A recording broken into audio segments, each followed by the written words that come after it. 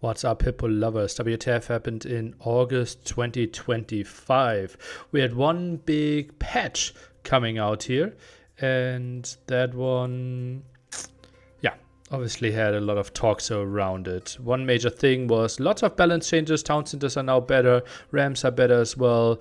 You can do treadmill crane, siege tower, a lot of stuff happening. Some changes for the civilizations as well. Frank's X-Men might be more viable, but the major thing, and obviously for me really important because I led that investigation, is pathfinding. Big changes there, and we try to show you what changed and try to prepare clips for most of the changes. For example, this one, left side before sheep are pushing villagers, and right side the after effect, which should be heavily improved now. And for that we have like 30-40 videos, maybe only 28, but yeah, lots and lots of changes. One other thing is, for example, villagers are now staying trapped there if you surround them by men-at-arms. Left hand side you will see how they're still squeezing through. Right side they are still stuck, and right side should be kind of the intended behavior, right? This like zoning through should not be a thing. And yeah, this is really long. You can click all those videos for sure, and we have some more where it's tricky for us to add a video for it.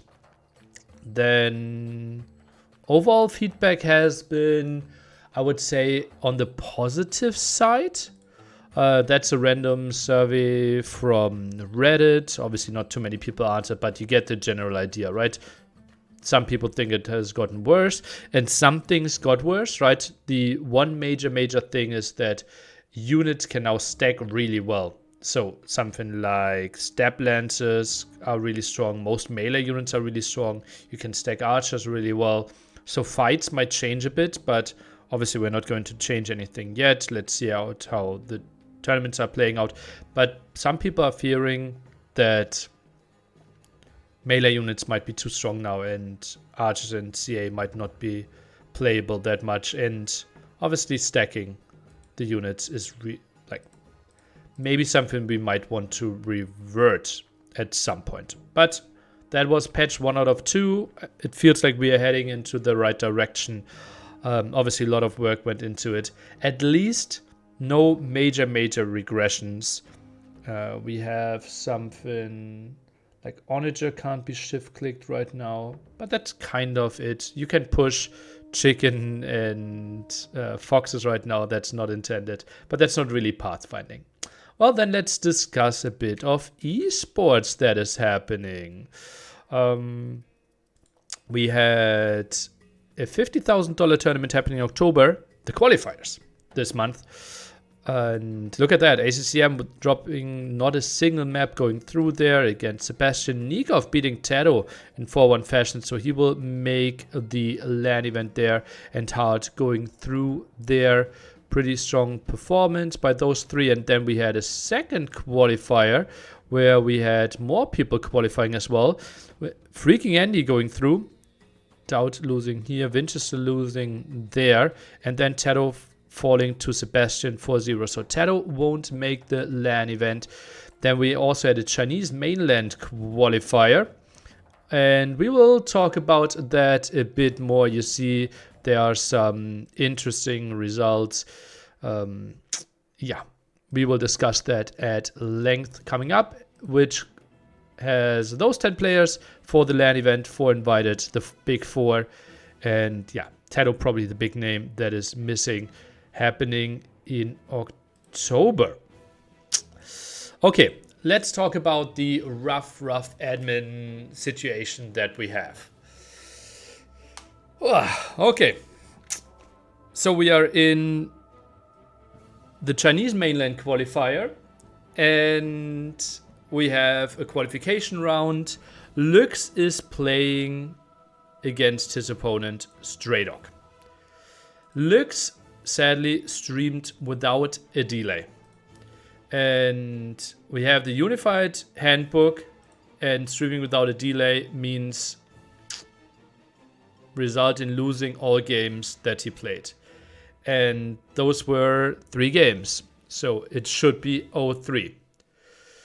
The admin, though, wanted to replay, right? It's a really important series for Lux. It's like a LAN in China for a player that won't have a lot of LAN tournaments. And I understand that it's really rough for him. But I said, we have those rules. We need to follow them, right? Players, admins, tournament hosts, all agreed to those rules. It might seem harsh, but I insisted that it's an 0-3. Then, 20 hours later, Syscan streamed without a delay. Admin gave a warning, and I, again, insisted, we have to stay consistent here. And I told them, we just yesterday gave a 3-0 against Lux. We have to give a 3-0 against Syscan here as well. Which, again, felt really harsh, but we all agreed to those rules. I said, okay, this feels harsh. Is there a good reason to make an exception? And neither the admin for LY Cup nor the admin that I talked to from Sudden Disaster could give me a good reason. So we stayed with those results. Now the big question is, if I'm coming in and overruling the admin, what is the role of the admin, right? Especially because, let's think about it, the Unified Handbook actually says enforcement of the rules from the handbook is left to the discretion of the tournament host and admin. And now I'm coming in and overruling them.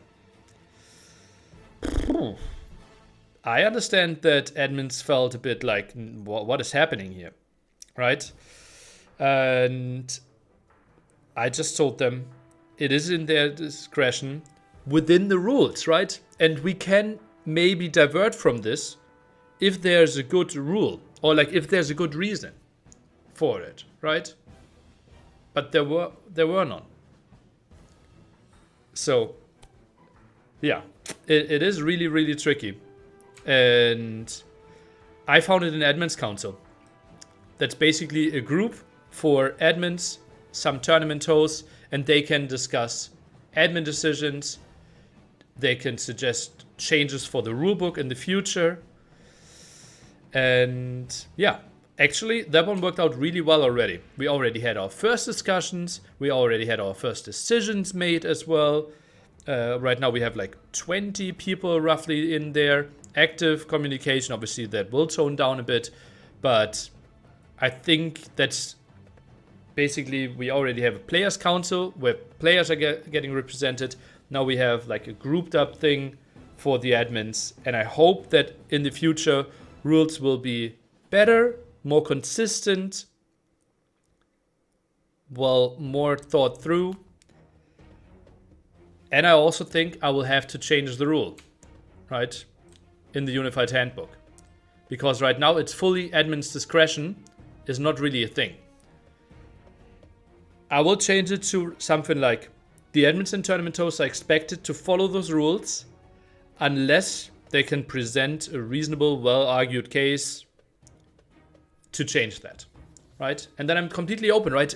We don't have to follow every rule, but we can't have a rule book just being published 2 months ago being thrown out of a window because we felt like, okay, one sentence too harsh. Like we need, like the idea behind the Unified Handbook is that we follow it. Yeah, so that will be a discussion for the next handbook meeting next January where we discuss some stuff. We just had a handbook meeting. The updated version will be out in like 2 weeks. And then we can see, okay, maybe this is too rough, too harsh, but we can't change it before talking to everyone. That was my idea. Admins Council, therefore founded, pretty happy with what direction we're going for. Obviously, people are not happy how I handled it. Yeah, but I hopefully made a lot of sense and reasoned well. Then we had Kingstone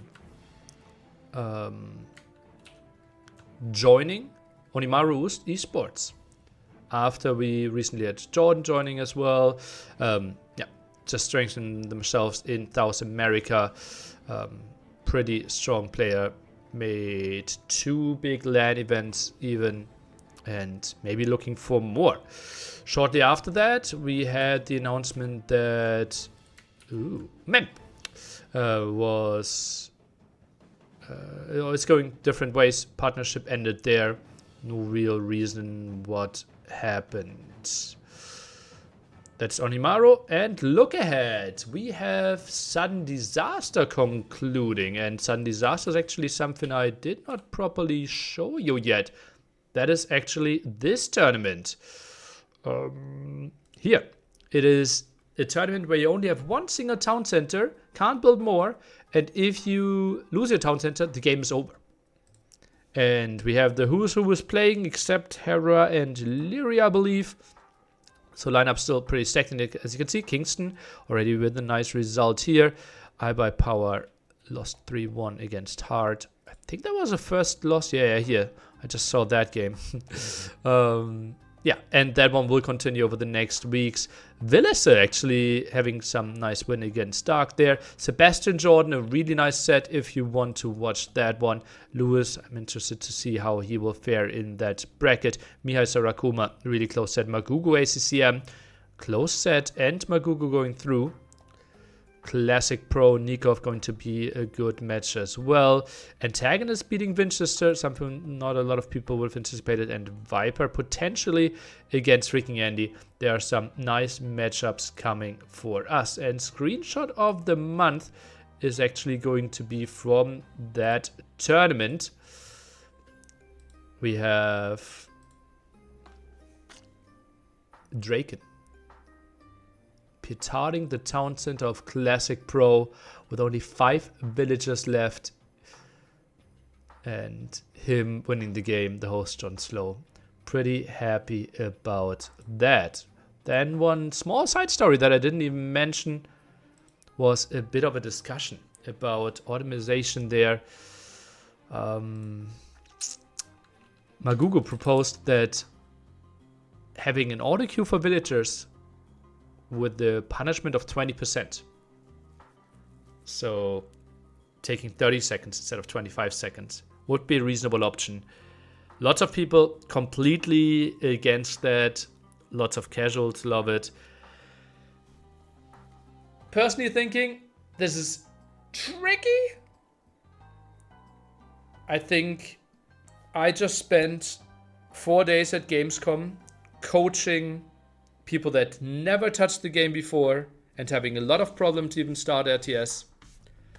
I think there is no good argument to not implement it in single player. Multiplayer, completely different discussion, right? We can have long talks about that, but single, the only option again, or the only argument against it would be that it's tougher to switch from single player into multiplayer than if you don't have the option for multi-queue anymore.